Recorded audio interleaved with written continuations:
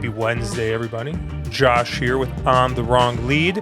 Another episode of Drank and Champagne with a rejuvenated and slightly tanner Andrew Champagne. Andrew, how you doing, my friend? I'm doing well. I think you hit it.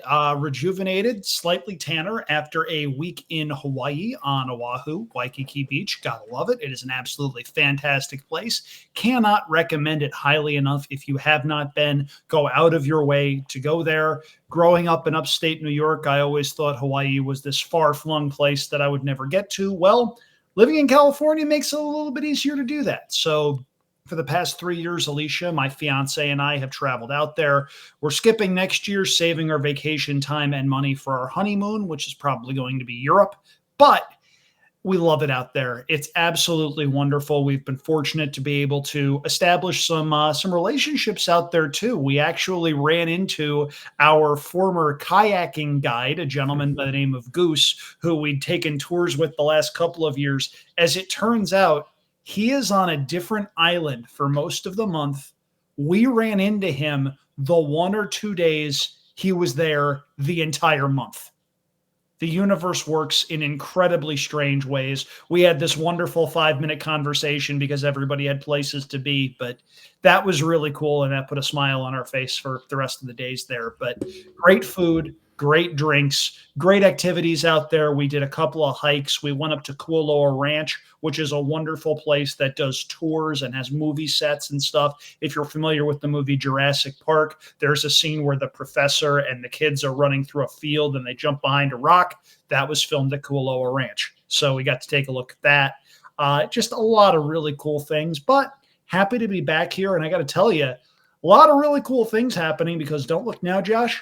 The Kentucky Derby is about 2 months away. Yeah, I know. I have friends who are locals to Louisville, non horse racing friends, right? Because I don't want to shun Ed DeRosa, who I consider a close friend. Shout out to Ed. Hi, Ed. Yeah, people I met through work, and I visited them a couple times now, but they're local to Louisville and they're hosting a derby party, and they just reached out again. They're like, "Hey, are you coming?" So just it's been a weird last couple of months. Some professional stuff has been going on. Not really bad, but and I don't really have to talk too much about it, but right now I'm just kind of going through looking at my kind of trips for the rest of the year, and I think I'm gonna have to adjust a couple things. There's a good chance the Vegas trip I had planned for 2 weeks from now might have to get canceled. We're probably looking, I don't know, 95% that it's getting canceled. It's not looking great, but I'm really bummed because I really wanted to be there to support Mark for his first NHC, and I wanted to try my luck again in the last chance, first chance, but it just doesn't seem like it's in the cards to make that happen. But because I can't go then, I might be able to swing Derby instead, and crash on someone in someone's spare guest room and party with locals. So that should be a blast if I'm able to do that. I have to, I have to coordinate some stuff and maybe try and get tickets for Thurby or maybe even Oaks Day. You just had to use that word, didn't you? Yeah. It's not a word. What about 50 Tuesday? No. No? No. What's Wednesday? Champions Day or something, right? Wednesday. Wednesday is Wednesday. Thursday is Thursday. Friday's Friday. Saturday's Saturday. Come on, people. I'm surprised you don't give me more crap being like, "Oh, you remember the random days Churchill Downs assigns to that, but you don't know who is the horse I remember. Know who it was? Beholder? Was that it? Yeah, sounds right. But you're talking to somebody who remembers incredibly weird things, but always forgets why he went into the kitchen 5 minutes ago. I'm not going to give you crap for remembering that stuff. I mean, that's stuff like that you tend to remember just because of how brazenly bad an idea it is. But At any rate, it's cool that you're going to get a chance to go down there. I have never been in Kentucky, believe it or not. I was supposed to go to Keeneland several years ago, had the tickets bought, was going to crash with my friends, Joe Nevels and Natalie Voss, at their place, and then the world broke. So, unfortunately, didn't get a chance to do that. At some point, I will get there for either Keeneland or the Derby or something else. But it's very cool. You've got some friends down there. It's a scene down there. Just Josh, remember, you have to bring a stupid hat. That's a must. You have to bring a stupid hat. Have your wife help you. It has to be a very stupid hat. I don't really like hats. Although, like, as you can tell, my hair is a mess here. So I I could can tell. probably. Josh, I'm going to do something that I don't think we have done in the history of this show. I'm going to ask for about a 5-second break so I can go and kill a spider that's right on the wall here. Give me just a moment. And if you want to play hold music, by all means, go ahead. Um, hold music. Oh man.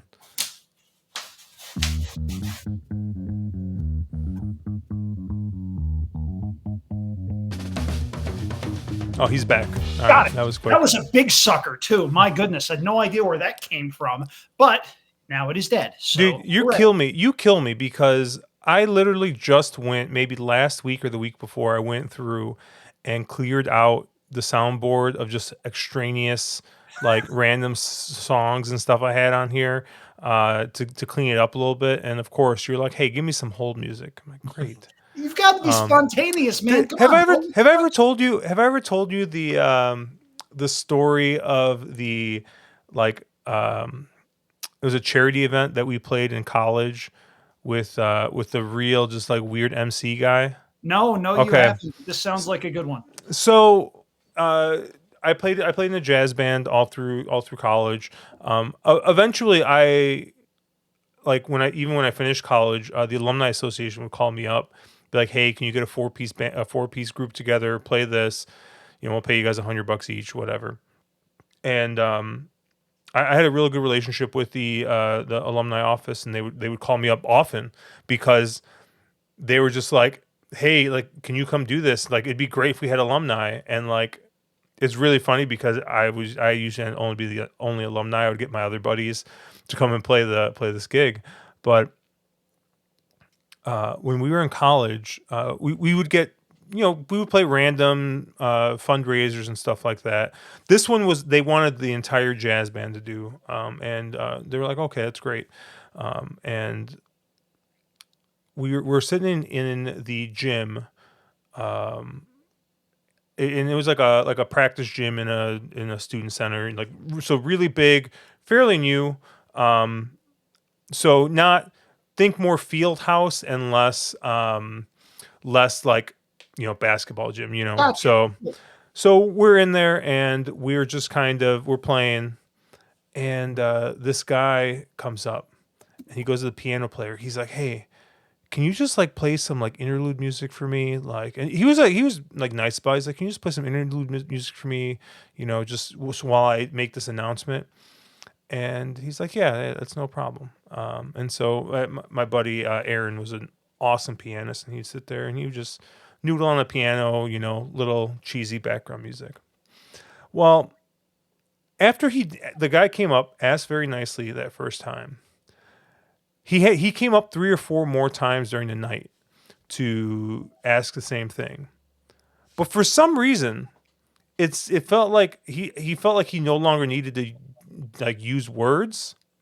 So he would just walk up, kind of be like smug looking, and be like this to my pianist. If you guys obviously who are listening to audio, he would basically take his hand in front and, like, move his fingers around like What a he's, like, jerk. casting a spell on somebody, like, "Hey, like, play." And so it just, like, became a joke where, like, we would walk up to Aaron, like, randomly, during class or something. We walk in the hallways and we would just go and, give him the wavy fingers or whatever. But it's really funny, like playing, being a musician.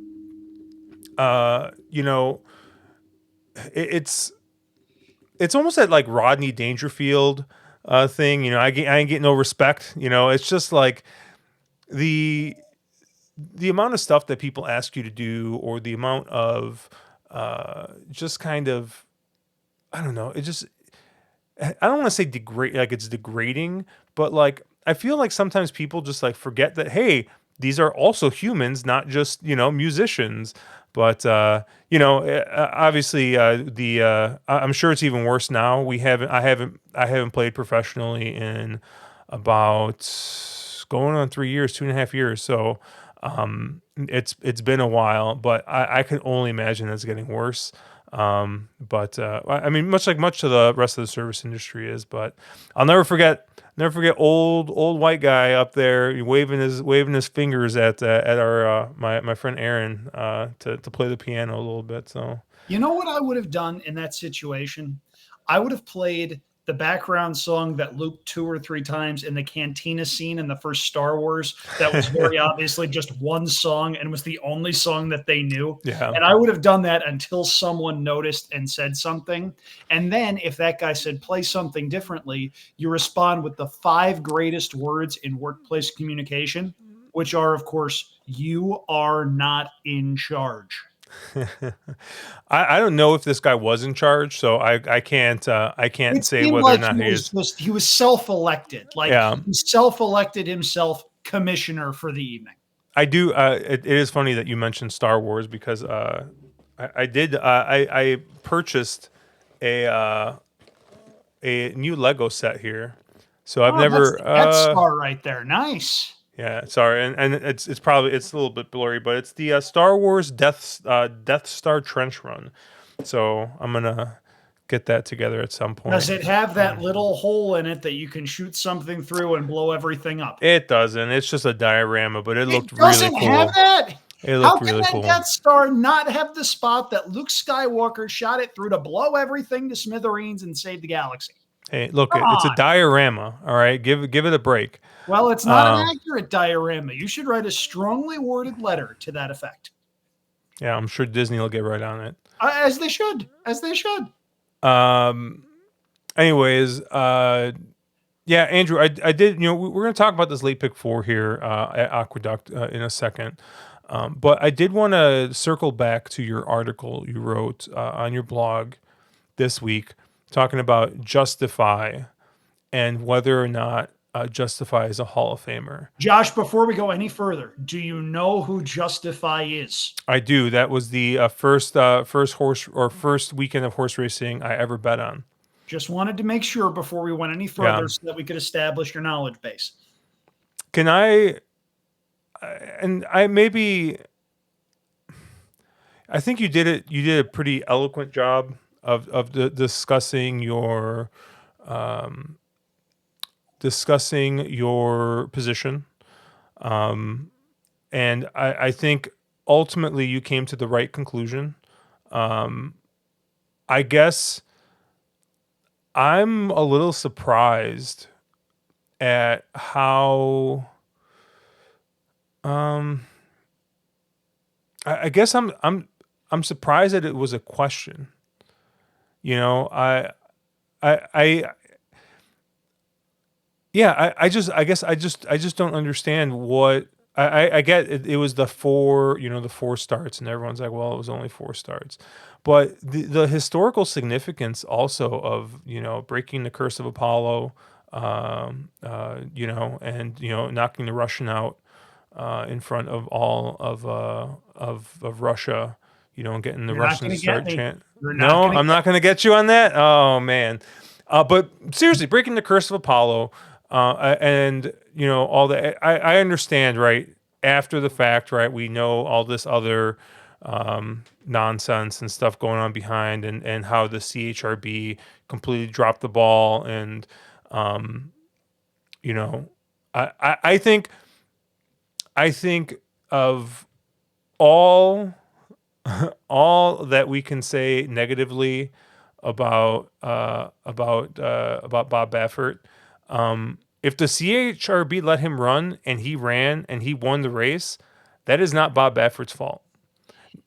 Yes. And before we go any further, before any members of the Bob Baffert fan club come after both of us, and trust me, they will, this is not a Baffert thing. This is a CHRB thing. So if you want to read the full details of what I was able to put together in that article, it is up on my website, andrewchampagne.com. You can also find it pinned on my Twitter account. So my issue, and the issue that a lot of people had that they're wrestling with the ballots that have been sent out by the National Museum of Racing and Hall of Fame, is if Justify is disqualified from the Santa Anita Derby, as the Los Angeles Superior Court ruled he should have been, he doesn't have the points to run in the Kentucky Derby. If he doesn't have the points to run in the Kentucky Derby, he's not a Triple Crown winner. If he's not a Triple Crown winner, what sort of resume do you have?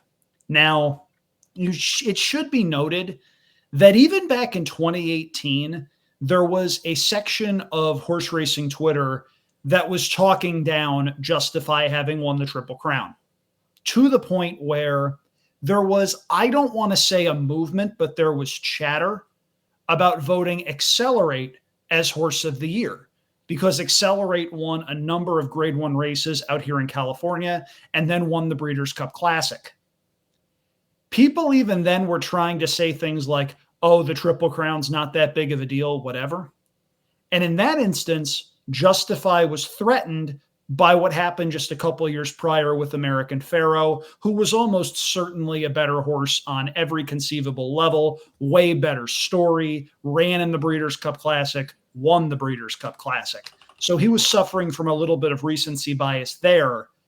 If American Pharoah doesn't exist and Justify is the first Triple Crown winner in 40 years since affirmed in 1978, we remember him a lot more fondly. I wrote about that at the time too. Most voters agreed Justify was Horse of the Year, but then everything happened with the CHRB and the situation with the positive for scopolamine. I really hope I'm saying that correctly. If there's any vets out there, feel free to correct me down in the comments section.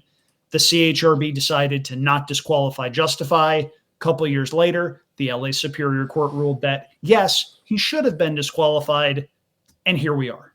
So it's a messy situation. There's not a lot about it that seems clean. The article that I put together has some historical context. If you're a history nerd with regard to racing, I think you'll like some of the things that I was able to dig up to see if there was anything resembling a comparable situation to Justify. The conclusion that I came to was, no, it's not pretty. No, it doesn't feel good. No, anyone associated with the nearly 6 years long process of figuring out who won the 2018 Santa Anita Derby should ever be allowed to do anything resembling that work ever again. But Justify is a Hall of Famer, because when that came out, Churchill Downs actively said, no, we're not going to revisit the results of the 2018 Kentucky Derby. This is Churchill Downs talking. Churchill Downs is not inclined to do favors for Bob Baffert or anyone in his camp. If Churchill Downs isn't acting on it, should we? I don't know the answer to that. And here's the thing, Josh. If I'm proven to be in the minority on this and Justify is not a Hall of Famer, that's fine. Like a good American, I will accept the results of an election, even if it does not go my way. Having said that, Justify will be on my ballot.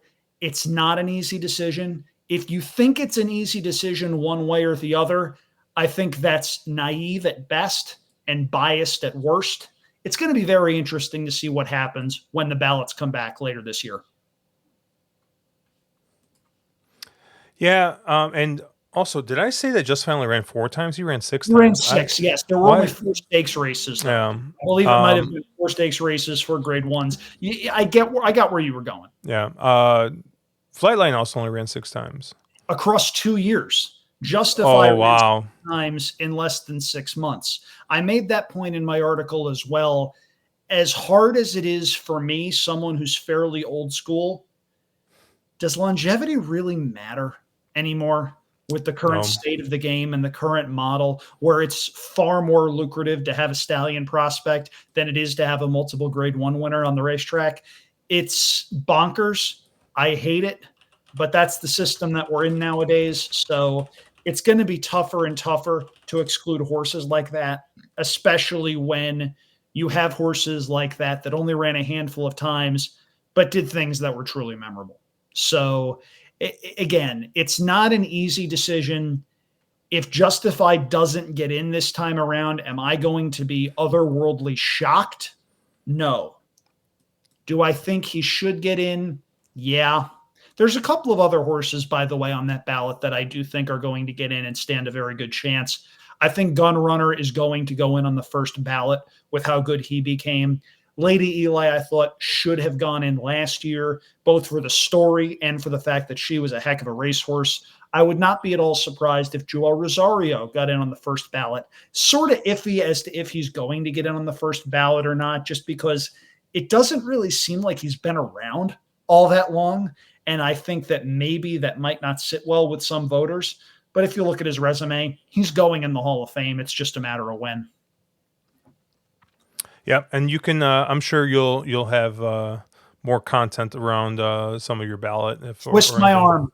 Yeah, but yeah, I just thought that was an interesting. Yeah, it was one of those things where I saw people talking about it on Twitter, and I was kind of surprised. I was like, oh, people are just trying to start stuff, or people are just out there asking questions. But no, some people were very dead set, like, no, I can't vote for this horse. And I mean, what did he make? How many fewer starts than? Well, he made just as many starts as Flightline. Yeah, it's over 2 years, but I mean, we talk about horses not running enough as it is. You know, I don't know. It's a like you said. I think it's a different game, and I think when a horse is that dominant over that short period of time,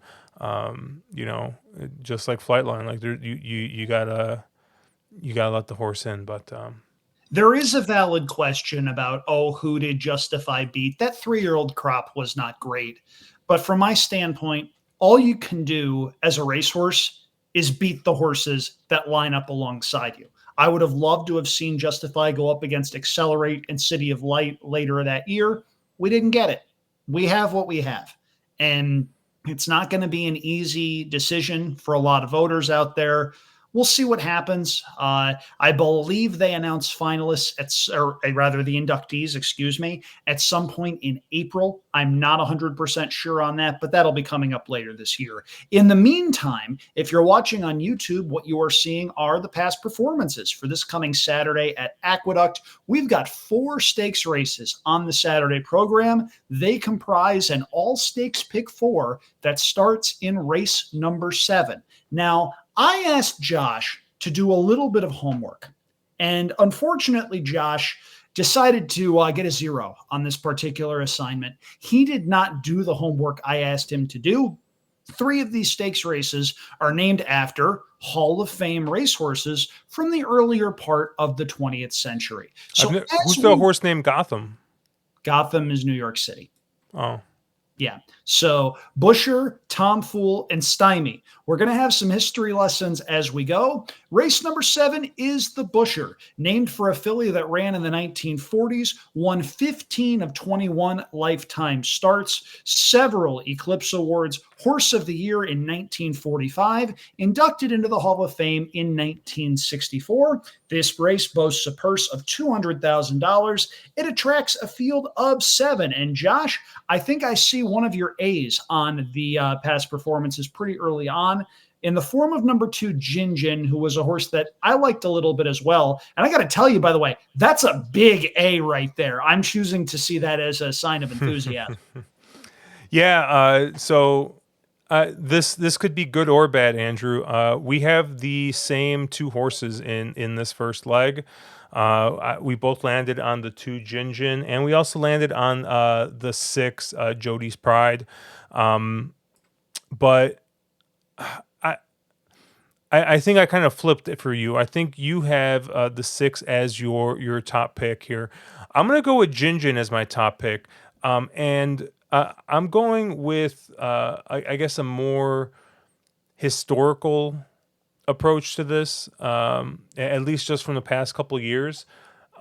Horses that are coming back, out of a BC race and making their first start as a 3-year-old in a stakes race, it just doesn't seem like they've run all that well. We've seen a lot of really great horses, as 2-year-olds run big races in these juvenile BC races. Get sent out for turned out for the winner, and then they come back in a real hard spot, and they don't always fire. So I'm guessing Jody's Pride is going to be your favorite in this race, and maybe takes a very significant amount of money here. And while I think that she's got a chance to win here, and mostly the reason why I think she's got a chance to win here is because of the pace scenario. I got to tell you, you got a heck of a lot of speed in this race, and so I was just trying to look and find somebody coming from off the pace. Jody's Pride obviously had a pretty fast first fraction in that BC Juvenile Fillies. They went 22-2 going a mile and 16th, which is fast. They slowed down that second fraction to go 46-3, but still, pretty fast. And she kind of tracked and kept on and finished second by a neck. But I think that the two Jin, last time out had a little baby Z pattern there, being third, coming back to fourth, and then closed the win by a length. Is coming back in here, has already run, this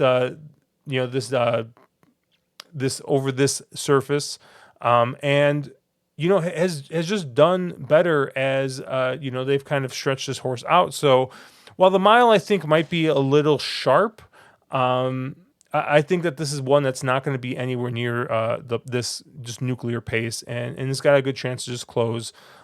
So I like Jin the best here, but I'm also going to use the 6. Sure. So you mentioned Jody's Pride coming out of the Breeders' Cup Juvenile Fillies, where she ran second, beaten a neck at 17-1, beaten by Just FYI, who one of our friends sent in a video about as he was rooting that horse home for a whole mess of money. Shout out, buddy. Really, really enjoyed watching that.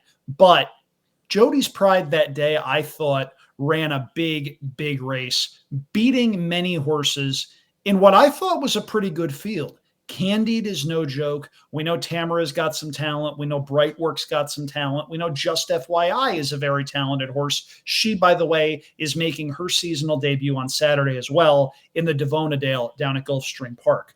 Jody's Pride makes a lot of sense in here and is probably going to be a pretty short price. I don't think you're going to get odds on, but I do think she'll be 6-5, 7-5, 3-2, that general area.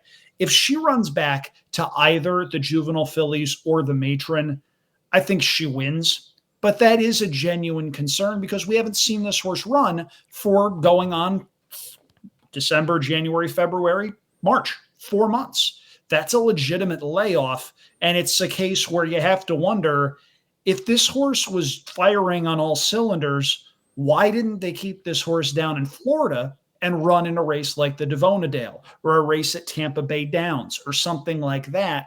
Why are they shipping up here? Now, Jorge Abreu has a string up in New York. He is a very good trainer, has been a very good trainer for quite a while. It's not as big a red flag as if it was a major Florida barn shipping a horse up to New York where you really have to ask questions. But given that she's going to be a fairly short price, I didn't feel comfortable totally singling her. And I use Jin as well. I think Jin is going to benefit from cutting back to a mile. If you rewatch the Busanda, turning for home, she looks like she's 1-9, going to win by 4 or 5 lengths, home and cooled out. And she didn't quite kick on as well as it seemed like she would. She won, but she won by a length over a front runner that didn't seem to have a whole heck of a lot of interest. If you look at that last furlong time, Josh, you're going to see a time that's very slow. They went the first mile in 1:38.4. They finished in 1:53.1. She went 14 and change for that last furlong. I know Aqueduct can be a quirky track sometimes. That's slow. The pedigree to me says that this horse wants to go one turn. Offspring of Hightail tend to not want too much ground. And I do think there's every chance she gets a very good trip in this spot. From a figure standpoint, though, if Jody's Pride runs the race that she's run a couple of different times, she wins. But given the pace dynamics that you mentioned, in order to feel comfortable, I needed to use Jin Jin on at least some of my tickets, even if Jody's Pride is a lone A. Yeah, the only other horse I wanted to talk about a little bit in this race, and if you're playing in the tournament, or if maybe if you got a little bit of bankroll to play around with, and you're okay, maybe including a long shot to try and spice something up here. Number 3, Sicilian I Princess. knew you were going to go there. That just seemed like a Josh horse. The number 3 Sicilian Princess, right? Went out at a maiden 70. Couple weeks back, 2 weeks back at Turfway Park, going 6.5, and just ended up kind of running kind of evenly there, out from the 12 post, and closed a bit. But if you kind of look at those pace splits, that late pace figure, of an 83 seems to fit pretty a-okay in this field, especially if there is a bunch of speed. So this might be another one to maybe use in an exacta, trifecta, or hey, maybe you even use it on top. We've seen some really, really weird stuff happen at Aqueduct during these stakes races. He's gonna pull out the damn picture. Yeah, but. Yeah, I thought the 3 Sicilian Princess here shipping in for William Walden. He's shipped in 4 horses, and they've all hit the board. So, he's only shipping live ones here to New York. So, I think that this one might be worth taking a look at. I'm wondering if this one wants 2 turns. By Justify out of a Street Cry mare, there's a lot of distance there. The mile is certainly not going to hurt her, but I'm wondering if she wants a mile and an eighth or a mile and a quarter. Looking down the road, this is one to potentially keep an eye on as maybe an Alabama horse this summer at Saratoga. Yeah. And honestly, the more I think about and look at this race, the more I think I might have the fade on the 6, and maybe use the 3 instead, just because, I don't know. I feel like maybe I'm ending up on a bunch of short prices in this spot, so maybe that's a place I can zig instead of zag. Also, we didn't talk about this, but there's a couple of horses in this sequence that I think if the track turns is muddy, you change your mind on some of these races. So I'm assuming a dry track, dry fast, but I haven't looked at the weather, so obviously, like I always like to say, you got to be nimble when it comes to betting, right? You got to be flexible. You got to look at how the track's playing, look at how the weather is. Hey, scratches change the pace complexion. You might handicap a race 2 days out, but the day of, things can change very quickly. Sometimes Forte gets scratched right before the Derby. It You happens. just had to go there. You Well, just had to go there. hey, you pulled out the Lord Miles You picture, so set I me had up. to. You set me up. There's nothing weirder that happened at Aqueduct than that horse coming in and me being right. But Well, yeah. I not to stymie you at all here, but Boo. You have the boo button there still saved? yeah. Thank you. So now that we've gotten that horrible pun out of the way, race number 8 is the Stymie Stakes for older horses going that 1 turn mile. Stymie, born in 1941, was one of the dominant horses of the 1940s, earned $918,000 back when that really meant something. Josh raced 131 times.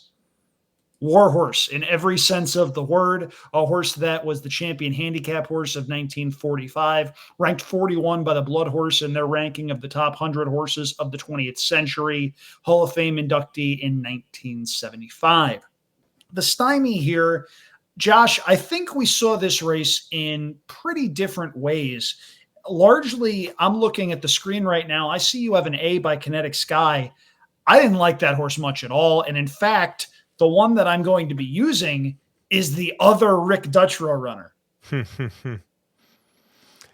Yeah, I looked at this race, and this race was a little bit different, or the complete opposite of the race before. I thought that I wanted a front runner in this spot, and Kinetic Sky is your E8 in this race, right? We got the old three cherry special here, drawn on the rail, and what I like about this horse as well is, right, you see the third in the toboggan by 7 lengths. That was a muddy track. That was going 7 furlongs. You go the race before going a mile and an eighth. That figure seems to be much better. And horse finished third by a neck in that Queen's Colony. So yeah, I think that this horse is kind of it wants to dry track. I think the 1 mile is going to hit this horse square, and yeah, I don't know. I think that coming back from that toboggan, which once again on a muddy track, this horse is going to be on the front end, and there's just no other speed in here, and it's drawn on the rail. So I think this is going to be. I just think that this horse has got the rest of the horses over a barrel with the pace. So I like Kinetic Sky as a lone A here. Lone A. Wow. Yeah, we definitely see this race pretty differently here. I don't think Laughing Boy, horse number 2, is going to be taken back. I don't think he's as fast as Kinetic Sky is, but I also don't think he's going to be too far off of it.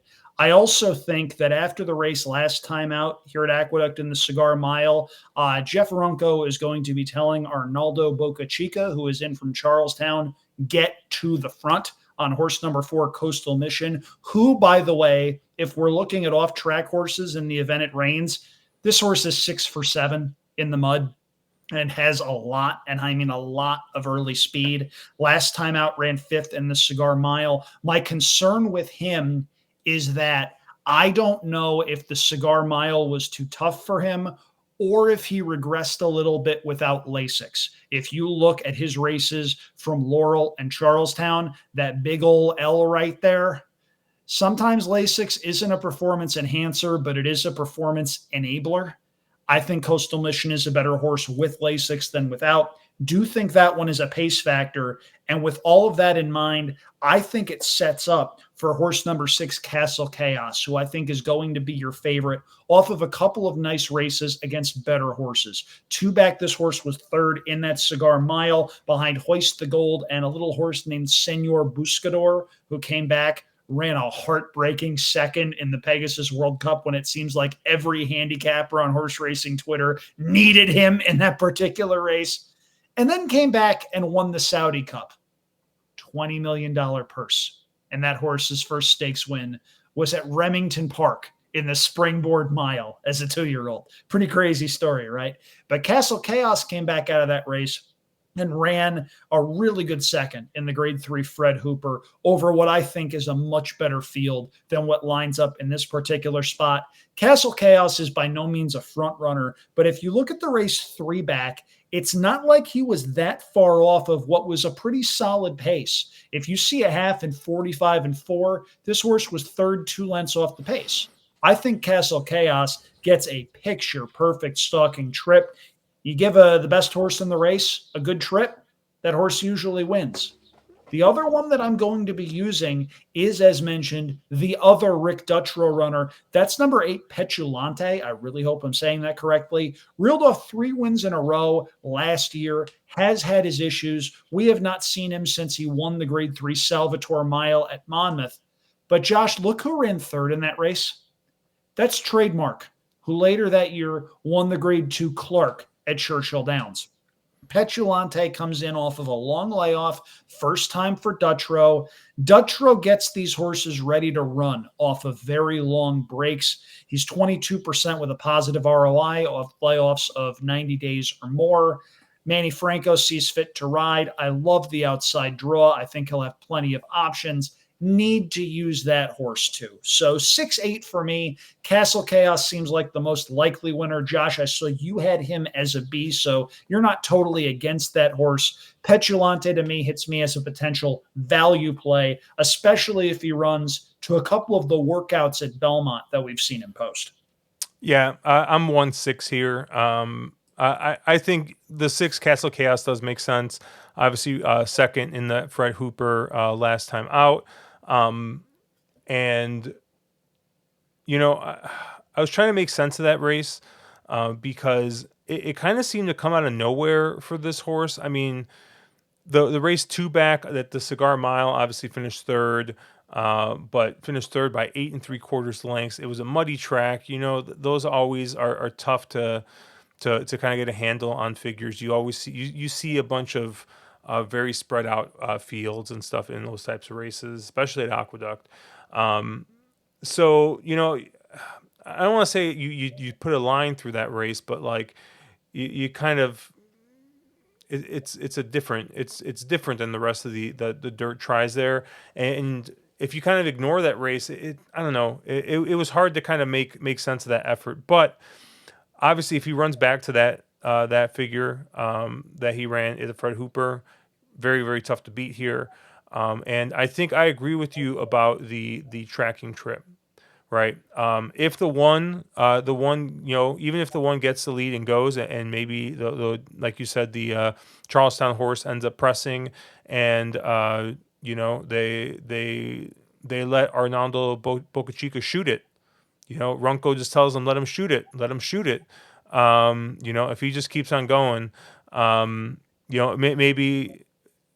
maybe something happens there. I I'm always of the mind that a pace duel is not a pace meltdown. So even if it's two horses going breakneck, oftentimes it's the one that survives that can win. But yeah, if something dumb happens pace wise, I think Castle Chaos will be the horse that picks up the pieces. Yeah, fun race here for sure. And this is a race that I think may well serve as a prep down the line. I wouldn't be surprised if you see a couple horses from this race wind up running in the Met Mile in June. It's a good race, especially for a listed stakes race. And speaking of fun fields, race number 9 is the Grade 3 Tom Fool Handicap. Yes, a handicap with weight differences and everything. My goodness, this is wonderful. We never get a chance to see these races anymore. It's a field of 8 sprinters going 6 furlongs. A little bit about Tom Fool, born in 1949, won 21 of 30 lifetime starts. And Josh, fascinating trivia question. The jockey of Tom Fool for most of his races was a gentleman by the name of Ted Atkinson. Phenomenal rider. You know who his granddaughter is? Who? FanDuel TV's own Caton Bradar. Hmm. Shout out to Caton, one of the really good ones. Member of the nominating committee for the Hall of Fame. Had a couple of good back and forths on Twitter the last couple of days. Gave me one of the best compliments of my career early on in my career when she did not have to do that. One of the all-time good people who I will always appreciate. And cool little fact as we look to the Tom Fool. And Josh, I got to tell you, I don't like your likely favorite in this spot one bit. I'm referring to number 3, Super Chow, who is the 124-pound high weight in this particular field. I know you have him as an A. I understand why off that win in the toboggan, but I look at that race and I see an effort that I don't think is going to be replicated. Do you really think he's going to get an easy lead after that picture-perfect trip last time out where he went the opening half mile in 47 and 3? I think he's got to be a lot faster against what I feel is probably a better group. Yeah,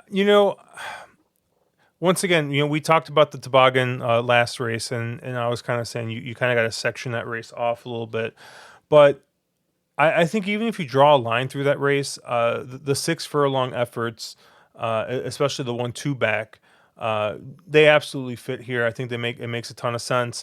And even though the race 2 back the horse showed a bit of versatility, right? Was taken just off by Jose Ortiz, and he kind of ended up taking that tracking trip, and ran a second there by a neck. obviously won the toboggan, and so horse coming in with good form, keeps Madison Olvera aboard.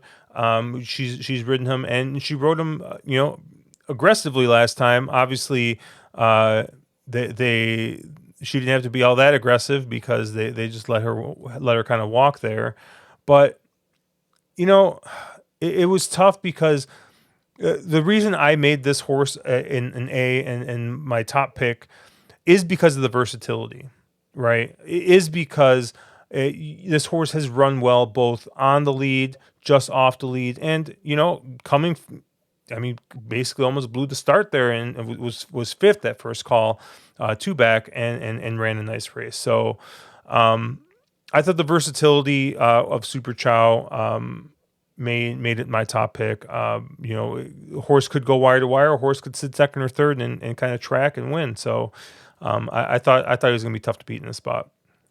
So I see this completely differently. I see a horse that got a perfect trip last time, might have been enabled by Lasix 2 starts ago over a track that he clearly likes. Super Chow last year won the Hutchison, a race that unfortunately has fallen in stature a lot over the last 10 or 15 years. Used to be a really fun sprint race early on in the season, but he did win that race by 5 1/4 lengths. I think Gulfstream is his favorite track.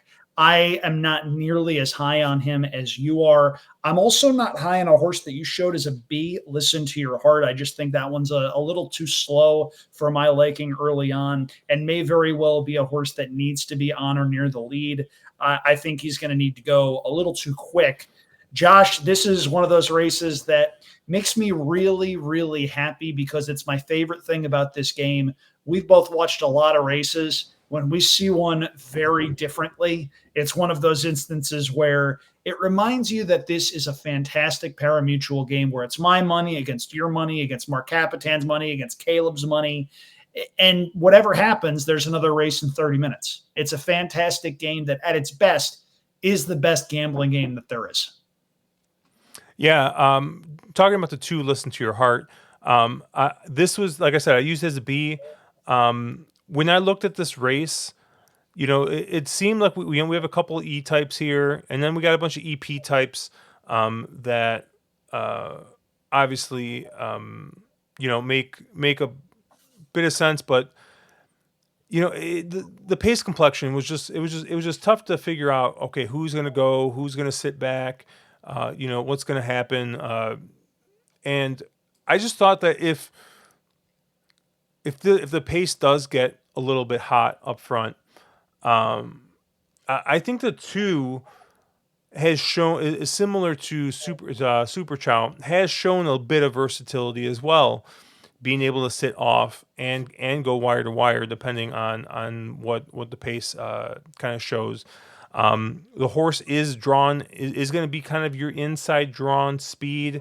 I think this horse is faster early than the one downtown Charlie Brown.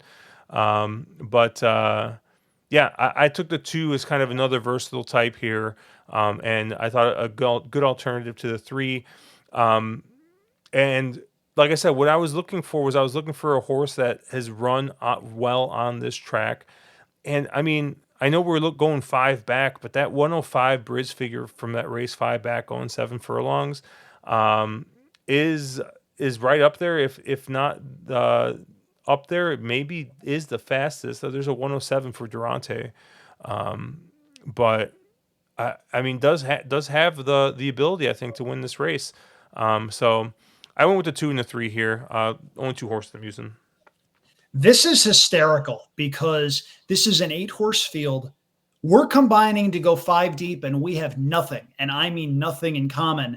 And if I was going to use another horse, it would not be one of the 2 horses that you're using.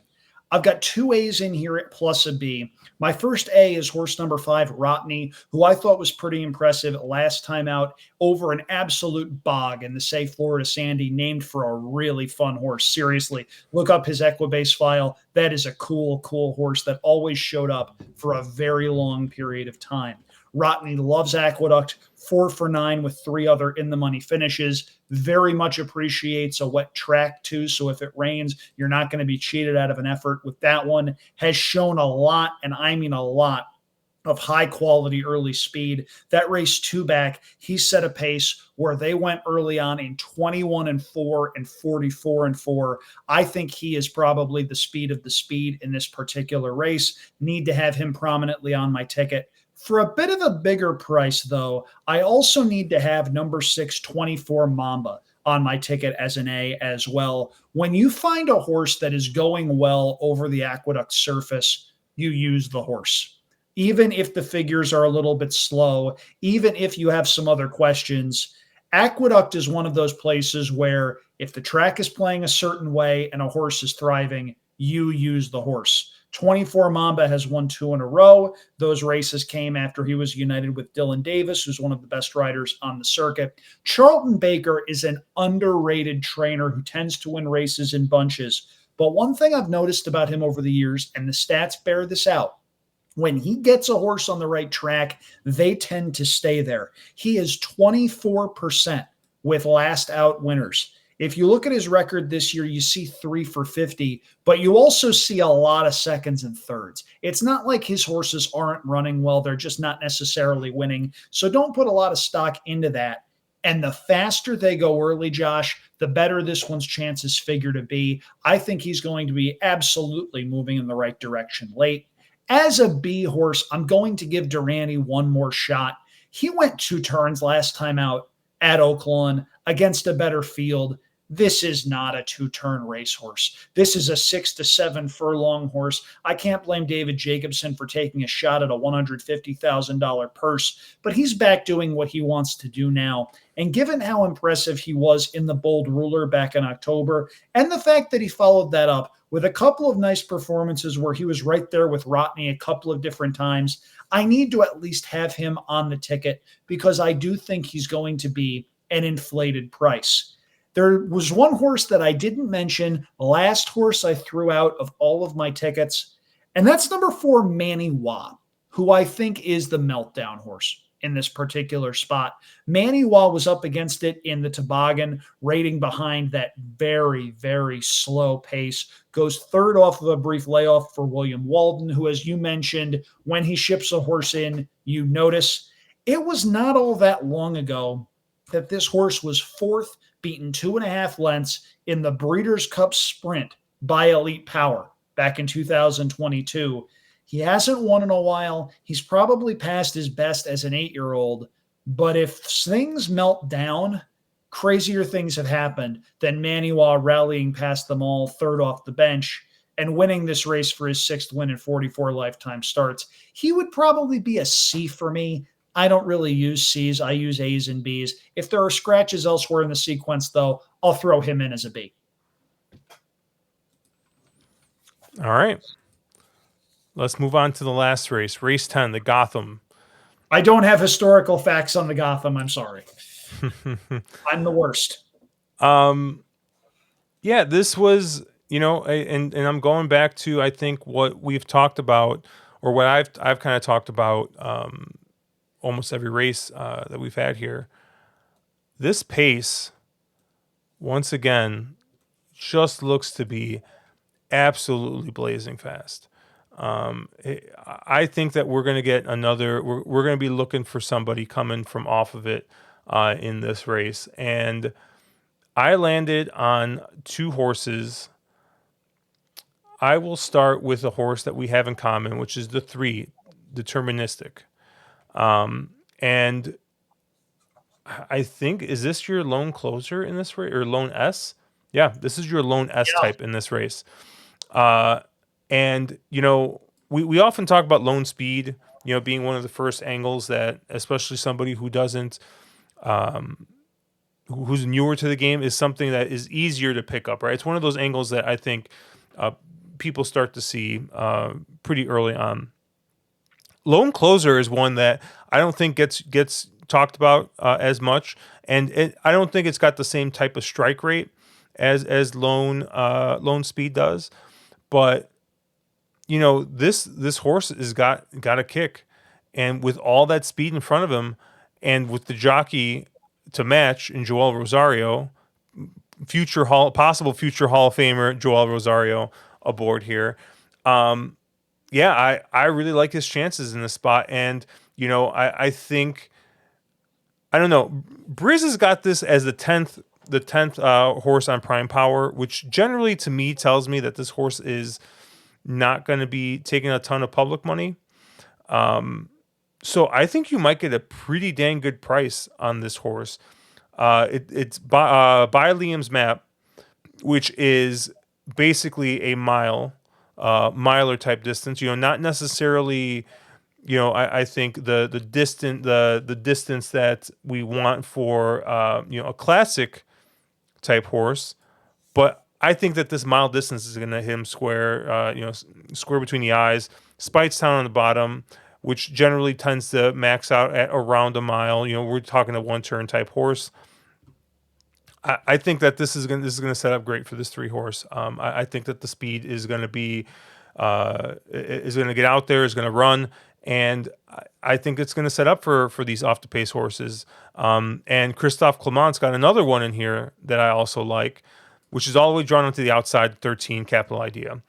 And same story, right? Now this one obviously broke his maiden in the slop, and I've talked about the same thing I've talked about numerous times here. It's a slop figure. It's a race in the slop. He won by 8 1/4 lengths in the slop. Like, weird stuff happens in the slop at Aqueduct. But the Briz figure came back respectable, and the first tout effort wasn't that bad.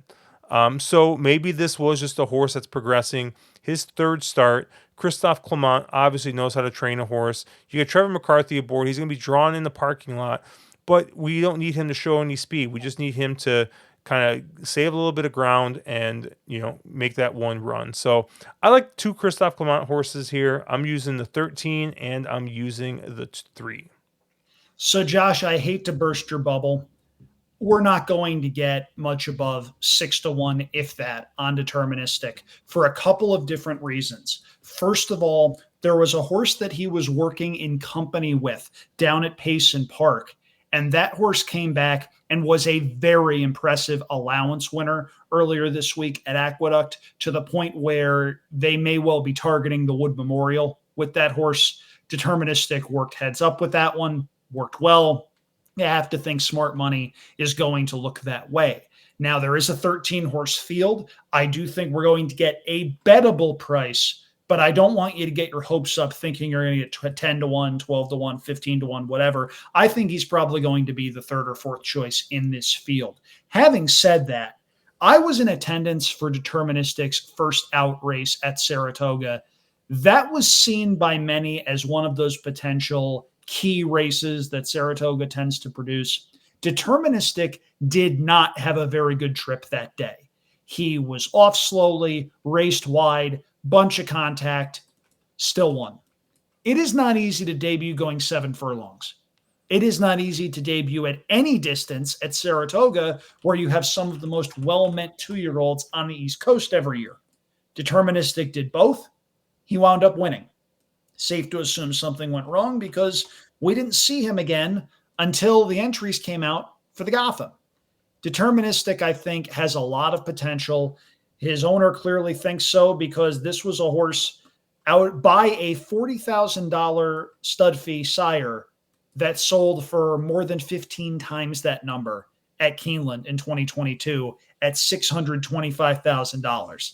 That's a nice chunk of change. This is a very nice horse, and I think Deterministic has a big shot. Is one of 2 A's in this race for me. The other A ships in for trainer Brad Cox. That's number 10, Just a Touch.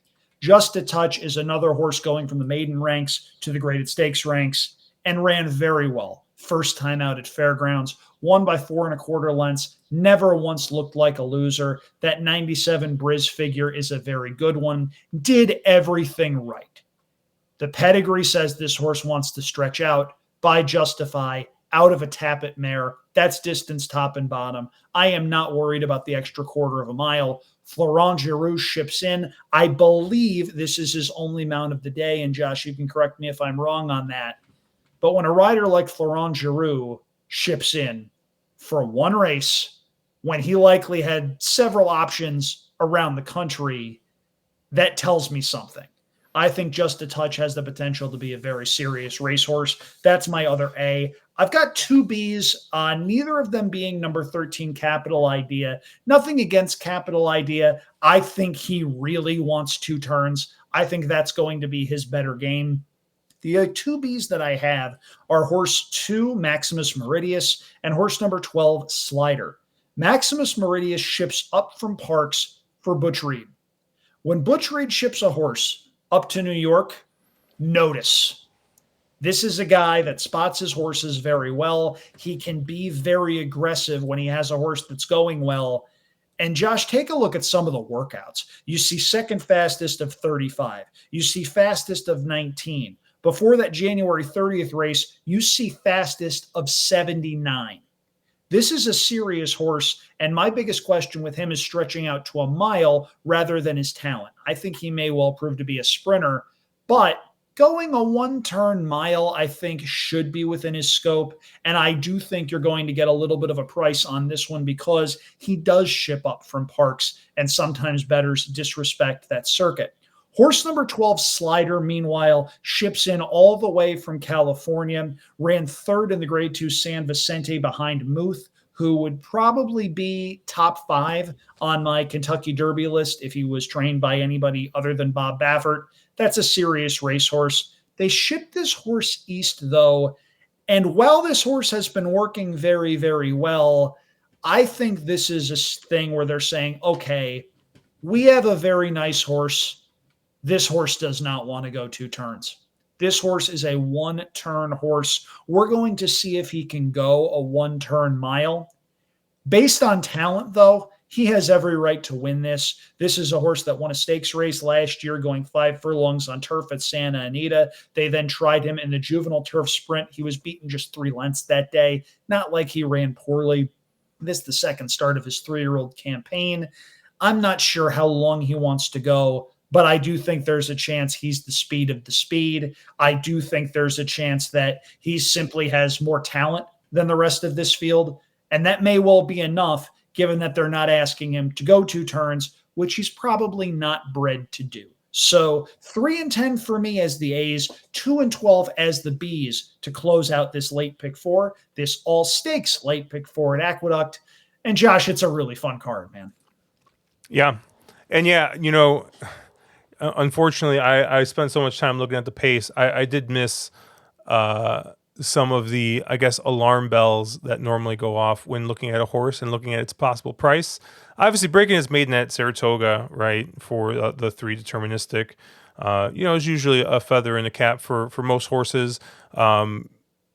It's tough going from 2 to 3 and going this long without seeing any other races. So maybe that muddies the price a little bit.